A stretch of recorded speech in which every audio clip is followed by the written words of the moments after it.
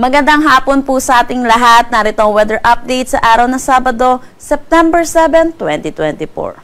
So ito pong binantayan natin bagyong si Enteng na may international name na Yagi ay tuluyan na naglandfall dito sa may Vietnam. Pero kung makikita naman po natin dito sa satellite imagery po natin, wala na po itong direktang epekto sa anumang parte ng ating bansa. At dahil din dito sa paglayo na itong bagyong Enteng ay humihina na rin ang paghatak niya ng southwest monsoon o ng hanging habagat. Pero asahan pa rin natin makakaranas pa rin ng maulap na papawirin na may mga kalat-kalat na pag-ulan dito sa may Batanes at Babuyan Islands, Ilocos Norte at Ilocos Sur. Samantala, for Metro Manila at nalalabing bahagi ng ating bansa, asahan po natin magiging maaliwalas ang ating panahon pero asahan din po natin ang mga panandaliang pag-ulan sa hapon at sa gabi dulot ng mga localized thunderstorm. Kaya ugaliin po natin i-check ang social media pages at ang website ng Pag-asa para sa mga nilalabas na thunderstorm advisory.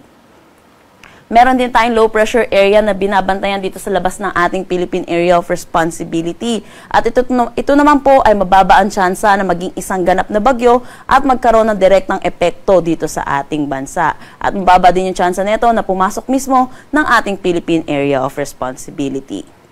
Meron tayong mga binabantayang cloud cluster sa loob at labas ng ating PAR, pero ito po ay patuloy po natin minomonitor kung magiging isang ganap na low pressure area sa mga susunod na araw. Dako naman tayo sa magiging panahon natin bukas dito sa Luzon. Kung makikita po natin, hihina pa po lalo itong southwest monsoon, kaya asahan na po natin yung buong bansa po natin ay makakaranas na po ng maaliwalas na panahon. Pero tandaan po natin, mataas ang tsansa ng mga pag-ulan sa hapon at sa gabi dulot ng mga localized thunderstorm.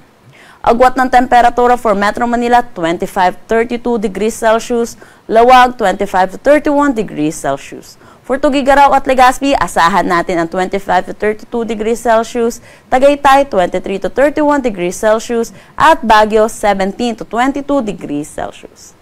Gayon din dito sa may Palawan, Visayas at Mindanao, asahan natin ang generally fair weather na may mga isolated rain showers at localized thunderstorm pagdating sa hapon at sa gabi.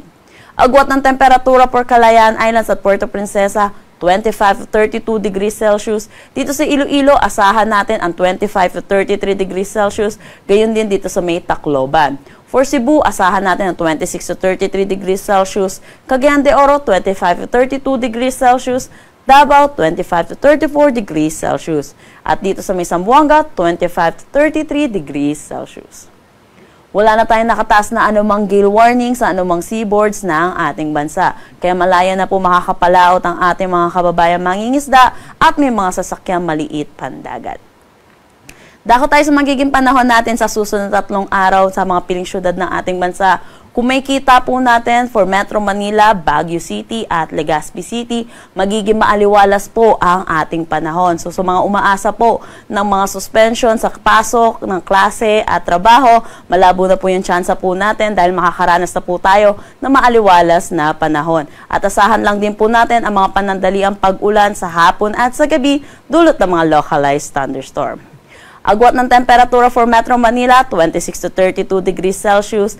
Baguio City, 18-22 degrees Celsius. For Legazpi City, asahan natin ng 25-32 degrees Celsius.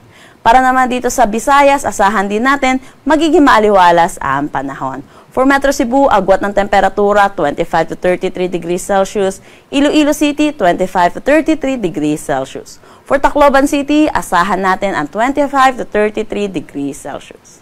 Gayon din dito sa may Mindanao, for Metro Davao, asahan natin ang temperatura na 25-34 degrees Celsius, Cagayan de Oro, 25-32 degrees Celsius, at Zamboanga City, 24-33 degrees Celsius. Ang sunset mamaya ay 6:04 p.m. at ang sunrise bukas ay 5:44 a.m.